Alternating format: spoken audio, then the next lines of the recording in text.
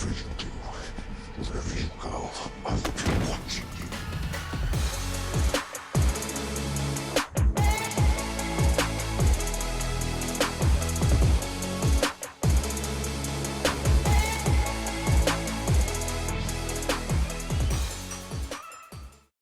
Hey everybody, it's Martian Monkey here, and this is going to be my Wonder Woman 1984 movie review. I am so excited to talk about this movie because I loved it. It was so good. I have some things that I don't love about this movie, but I'm going to do this review just like I did with the Mandalorian Season 2 review, and I think I'll start doing reviews like this from now on. Is the good section, the bad section, and the shaky section. Shaky meaning things that could have been different to be perfect, but we're good either way, or bad. Well, you know, it's a mix of both. But let's talk about the good section first. Before we get started, I just want to say this review does have spoilers, so if you have not seen Wonder Woman 1984, I suggest you do that. It is in theaters, and it's also on HBO Max. I decided to watch it on HBO Max today, which was so exciting. It's a great movie to watch during Christmas Day, I will say that. But you can watch it for 30 days on HBO Max, and then after that, it will stay primarily in theaters only. So if you're going to watch it on HBO Max, you got to do it soon. All right, so let's talk about this movie. So let's get to the good section. The acting in this movie and directing are both fantastic. Patty Jenkins knocked it out of the park. She did so well. There's some things in this movie that I'm like, that's weird, or doesn't make sense, which we'll talk about in the bad section. But overall, Patty Jenkins does an excellent job here, just like she did with the first Wonder Woman. I think it's interesting that this movie shifts more to the peacemaker Wonder Woman than it does the fighter and warrior Wonder Woman, which Zack Snyder introduced to this universe so prominently. And Patty Jenkins used for a little while in her first movie, but this movie changes that. It does a 180 on it, and I think it's very interesting, but she does well with it, and everybody is superb in this film in terms of acting. Gal Gadot is fantastic. Chris Pine is a lovely, he's a lovely warmth added to the film. We'll talk about that a little bit more in a second. And then Pedro Pascal, scene stealer. Like, he was fantastic. Talk about, no wonder he's having problems with, over at Disney for them not letting him do more scenes without his helmet. That's a rumor, and he's been saying it's not true. But it's, like, clearly, after seeing this performance, I'm sure it's true. Like, he did so well in this film. It's like, can I do a scene in my show without my helmet on because I'm so good at acting? They're like, nope. And he's like, dang it. He was just so good here. So I believe the rumors are true. But it's fine, whatever. Because he got to be in this movie and it was so good. But it's weird that they both released only a month apart, basically. It's funny. Anyway, Kristen Wiig also did a fantastic job. I was worried about her being casted as Cheetah way back when, but she actually did really great here, so that's cool. But yeah, I think out of my favorites, though, it has to be Gadot and Pine. Chris Pine as Steve Trevor. I think they were both excellent. Gal Gadot starts off pretty basic in the beginning of the movie, almost like Gal Gadot, just playing Gal Gadot as Wonder Woman, not really playing Diana, Wonder Woman. But as the movie goes on, you really see that emotional connection to Steve Trevor, and I think that drives Gadot's performance, and I think it turns the dial up to an 11. Same with Chris Pine. I think as the movie goes on and he keeps having more scenes with Diana, with Gal Gadot, he also gets a lot better, and just they progress together, just like Steve and Diana do in the movie. So I think that's fantastic. And the emotional scenes, we'll talk about the emotions in a second. It's also in the good category, but the emotional scenes were just fantastic. I mean, I just loved them. I guess we'll go ahead and talk about it here since we already talked about the directing and acting. The emotional scenes, like for example, when Diana says goodbye to Steve, and when she meets him, when she meets him again once more, when he comes back to life, was just fantastic. I was like, oh my goodness, I actually cried. Like, I legit cried, especially when she says goodbye to Steve and he just vanishes off camera. I was like, that is insane. Like, that is crazy. And this movie really, I think that what Patty Jenkins and everybody else behind the movie, both movies, have done so well is make that relationship so important to the story that is Wonder Woman, to the universe that is the Dceu. We'll talk a little bit more about the Dceu in just a minute as well. But the emotions between Pedro Pascal and his son, Maxwell Lord and I can't remember his name, Alistair, I think was his son's name or something like that, was just fantastic as well.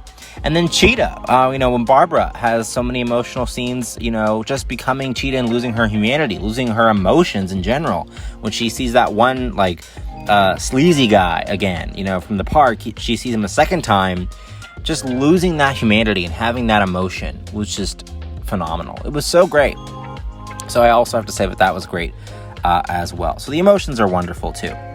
Then the visuals. The visuals and the score are both amazing. They took my breath away. Hans Zimmer said something interesting about his score for Wonder Woman and Batman v Superman. He was like, I made the score for this franchise. Why are we not using it? I'm totally with you, Hans Zimmer. This should be a franchise. It should be a DCEU.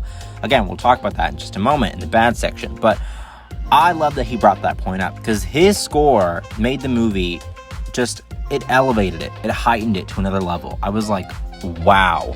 Just seeing Beautiful Lie from Batman v Superman once again in the finale here, in the third act, was just phenomenal. So it's incredible what a score can do for a movie like this. And then again, the visuals are amazing. I really did feel like the visuals took me out of time for a moment. Like I wasn't in 2020. I was maybe in the 80s itself, in the 90s, movies like that. Where the visuals just have a different feel to them. They hit different.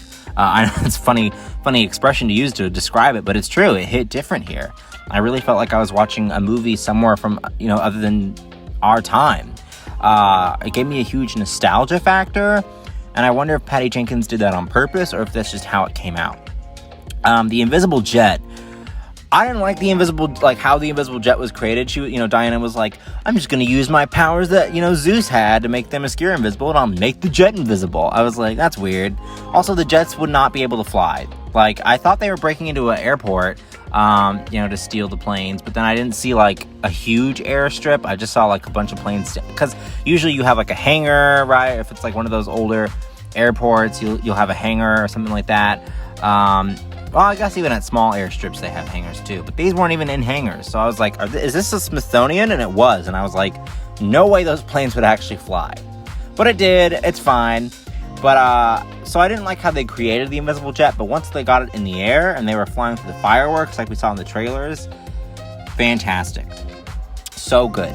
And then, of course, the villain was just great. Maxwell Lord is an amazing villain. One, because they give the villain sympathy. I think that that's the best thing you can do for villains in films and TV, is make them sympathetic, make what they are doing in a way justified. I thought that was fantastic. And again, Patty Jenkins and everybody behind the story, behind the script, made it work so well. So I really loved that. I loved when Maxwell Lord at the end renounced his wish and then went back to see his son. That was just fantastic. I don't know who was flying the helicopter, though. I was like, are you flying that yourself? Can you fly that thing? When he went back to see his son. I don't even know how far away. How long did it take him to fly all the way back there? His son in all that chaos probably would have died, to be honest with you. Which is sad to say, but it's true. So I was like, that's weird, but the timing doesn't work there. But I loved their emotional scene. And again, even the flashbacks from Maxwell Lord's, early life, which again explained why he did what he did, and it justified his character and his actions. It was just great to see. So they nailed the villain of this film. Also, I love that the villain doesn't always have to be a huge CGI'd villain. That was what everybody complained about for Wonder Woman 1 with Ares towards the end. And Patty Jenkins, by the way, did not want to do that third act. She revealed she didn't want to do that, and Warner Brothers made her. So it wasn't her fault, everybody. But over here, they didn't need that. They didn't really need a huge CGI villain. They needed a sympathetic, normal villain who happened to come across an amazing power. And that's what they got. And that's what we got. And it was fantastic. So that's what I think is the good scene, the good stuff. So let's get to the bad section. This is the bad section and things I didn't like about the movie. So I did not like the fight sequences. This movie has not a lot of action in it. And I think that overall the emotional scenes make up for it. But I'm worried that mainstream audiences, because I'm a huge Wonder Woman fan, so I don't mind. Because again, I get the idea of the warrior Wonder Woman versus the peacemaker Wonder Woman. But I don't know if everybody else will get that. People who are, again, mainstream moviegoers or streamers at home with HBO Max. So I don't know if they're going to get that or like the emotional stuff. So the fact that the action sequences aren't as powerful as some other, modern day comic book films, I think that might be a problem. Batman v Superman and Ant-Man and the Wasp prove that if you have a movie with not a lot of action in it, most people are not going to like your movie. So I fear that Wonder Woman might have that same problem here. I'm worried about it. So we'll see how people react to it. But again, if I had to change something, I would change that. The Themyscira scene, though, the opening, that was fantastic. I think that action sequence was like the best out of all of them. I don't know. I think that some others were good too. Cheetah versus Wonder Woman was pretty good. But I don't know. I think that opening Themyscira scene, because it was so massive and showed off the best of Themyscira, I thought that was really great. And then I didn't like how confusing the movie got with storylines sometimes. You know, for example, they talk about in the beginning scene in Themyscira how important the truth is, but then later on, you know, it gets lost. You know, like for example, Steve Trevor, basically Diana's living a lie by even having him around because he's dead. He's not real. And that's what makes her renounce the wish. But I feel like that connection is not established as well. I feel like during that emotional goodbye, I would have flashed back to Antiope saying that about the truth, and then maybe connect it visually instead of just through memory. Because I don't know if, again, most people are going to catch on to that. And then I also didn't like, you know, for example, when Maxwell Lord, you know, they said that there's a price that you have to pay for making a wish. And then, you know, Maxwell Lord, with the stone becoming him, he chooses the price you pay. That was not made clear originally. So I was like, what? Like, what's going on? You know, it wasn't made clear with some of the first times that he used the stone. I was like, this is weird.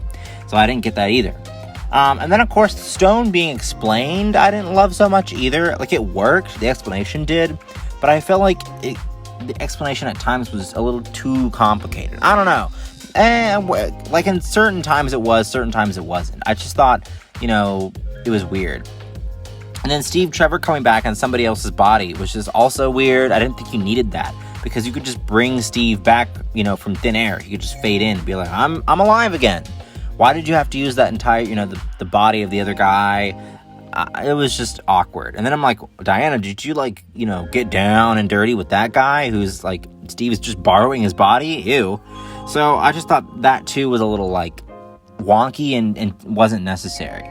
And then the visuals, you know, even though I love them so much, the CGI in this film, I think in some parts is amazing and it works out very well. And in other parts, it's a little wonky. And which is weird because this movie's been sitting on the shelf for so long that I don't know why they wouldn't, like, you know, maybe say, oh, are those visuals good enough? Should we, like, maybe, you know, cut some things and put some other scenes back? Because, you know, obviously when you do movies, there's tons of stuff that you have to cut out. So I'm like, maybe they didn't watch it, you know, as closely as they should have.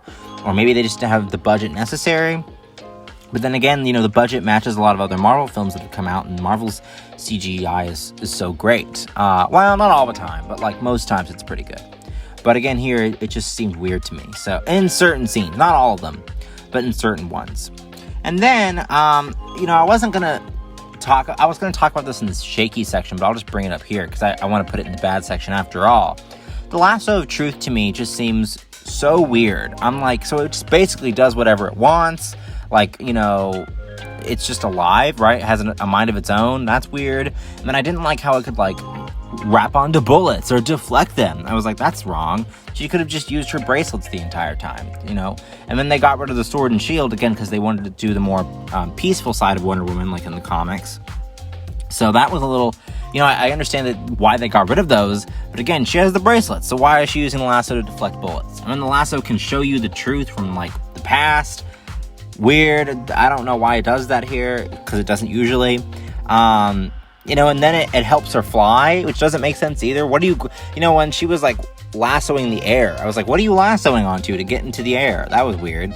But I just like that, you know, she was flying. The flying scene was incredible when she learns to fly. Although, again, she's not aerodynamic either. So, and if she doesn't have the power to fly, how is she flying, really? I guess the lasso, again, like, helps her up when she was using it as a helicopter wing, right? When she was, like, in midair. But again, it doesn't make sense. So, I don't know. I just didn't like the Lasso of Truth in this movie. I feel like the Lasso of Truth, to be honest, is more of an aid to Wonder Woman rather than a weapon to use all the time. I think it's just something that she can use, you know, that's part of her arsenal, right? The bracelets, the sword, the shield, the lasso, it's all part of her arsenal. Not one weapon of hers can be the default weapon. Because I feel like this movie, that's a problem here. So I didn't like it. But she's a superhero. It's fictional. It's fine, right? For the most part, I thought it was believable. So, oh well. And then I also feel like even though Cheetah was amazing to see here, and, it's great that we're getting more villains introduced to live action from the DC Comics, and that Kristen Wiig did a great job, I just feel like she's so, prominent as a villain in the comics, especially because she's probably Wonder Woman's most famous villain, that her not getting her own film to be the main villain just seemed to, it took me out of the movie a little bit, because Maxwell Lord being such a huge deal kind of faded Cheetah to the background a little bit. And then when she made her wish, she was like, oh, I already made my one wish. And Pedro Pascal's like, zoinks, I can just give you another one, kind of, basically, right? I mean, he explained it, but still, I just feel like it took away from the Cheetah lore and the Cheetah story rather than giving it new dimension. So that also bothered me. Then for the shaky section, I have to say that, again, even though the action sequences are not great, the emotional scenes, I have to bring them back up here, were really good. I didn't like some of them, though. Like, some of the emotional stuff was a little off for me, but overall, they were really good. And I think, the finale, Wonder Woman being like, oh, I'm not talking to you, Max, I'm talking to everybody, and I have the lasso of truth surrounded up, it lassoed you out of nowhere. Again, it just seemed off. So that emotional scene was off to me. The action sequences, again, I didn't like, so I had to put them in this section as well, because while they were entertaining and thrilling, they just were a little off. But things happen, right? But overall, those are the only things that I kind of felt were a little shaky of the movie. Again, and explaining things, there was some confusion, some storylines that weren't necessary. And then in the shaky section, I was going to bring this up too. I feel like the men in this movie, most of them, are just horrible, right? Like, all of the men were so horrible to Diana and Barbara throughout the whole film. I was just like, man, they're really trashing men in this movie. And I don't know how, as a male viewer, how I feel about that. We had Steve Trevor, which is an amazing man, right? But it's just relentlessly trashing, all guys are evil, basically, except for the homeless man, too. But then the homeless man didn't have a huge role, so does it even matter then? It just seemed like it was too much, And again, but in the shaky section, the reason why I put it here, not in the bad section, is because, for the longest time, women have have felt less than. And so it's great to have, a female hero as the main star, a female villain who, gets her revenge on men for doing what they do, which is representative of real life. So that's why it's in the shaky section. I understood why they did it, but I feel like they might have overdone it. So I just had to bring that up. But I still loved it. I still loved the movie so much. But that was something I was not... It wasn't the greatest for me. Not, just saying, right? But overall, I think that Wonder Woman 1984 is an excellent movie. It has, amazing visuals, again, a great score, great acting, and amazing directing. And the bad stuff really isn't that bad, to be quite honest with you. But I think that the last thing I want to talk about here is that the lack of the DCEU connection is a huge problem, because I feel like Warner Brothers doesn't know what to do with the DC properties, even though the answer has been made clear by fans over and over again, movie by movie, and so I'm hoping Flashpoint can fix it, because the end credit scene with Linda Carter, which was so great, it just didn't tease any story. So it's like, why would you have an end credit scene? Again, it's cool to have Linda Carter come in here and do the cameo, and she was the Golden Armor Themysciran from the Legend, right? So that's cool. But if there's no DCEU connection, I just don't see, I don't love that these movies are just becoming like solo adventures, not connected whatsoever. It's just kind of weird to me. And I think that, it's fine because this is a prequel. If it would have been like the Flash movie, or if it would have been like Aquaman, because Aquaman kind of had some hints towards the DCEU, then I would have been a little mad, but here I'll give it a pass. But I do feel like they need to start connecting these films. But overall, again, I had so much fun watching this movie, and I can't wait to rewatch it because it's on HBO Max. So what did you guys think of Wonder Woman 1984? Are you excited to rewatch it just as I am? Do you think they need a DCEU connection? And if not, why? Don't forget to comment down below and subscribe, and I will see you guys in the next video. Bye-bye.